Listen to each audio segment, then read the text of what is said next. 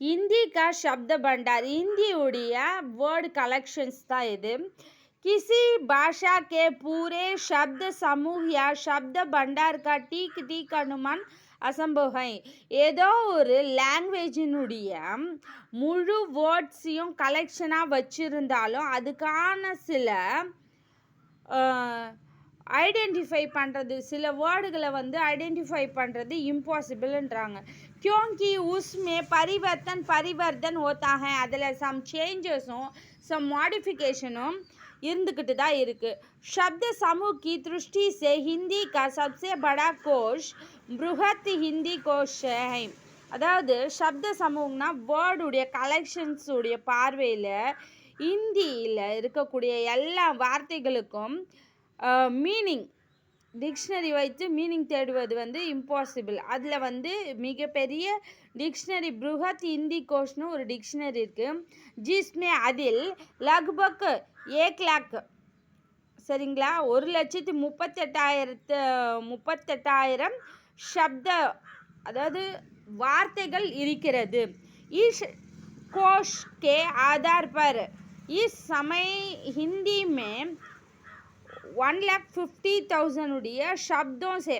அதாவது இந்த டிக்ஷனரியை ஆதாரமாக கொண்டு இந்த நேரத்தில் இந்தியில் இருக்கக்கூடிய 1,50,000 வார்த்தைகளிலிருந்து கூட அதிகமான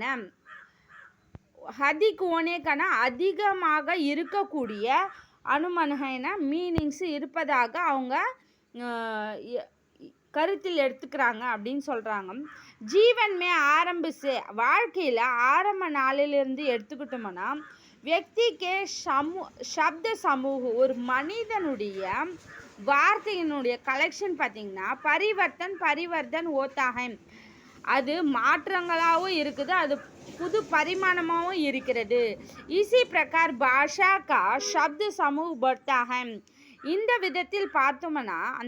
பார்த்தோம்னா शब्द समूहனா வார்த்தைகளுடைய கூட்டங்கள் அதிகரித்து கொண்டிருக்கிறது बदलता है मारिकोंडी இருக்கிறது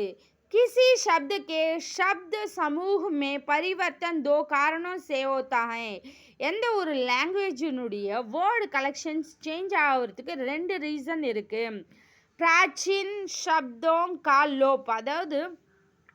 ஓல்டன் டேஸில் யூஸ் பண்ணப்பட்ட வேர்ட்ஸு நவீன் சப்தோं का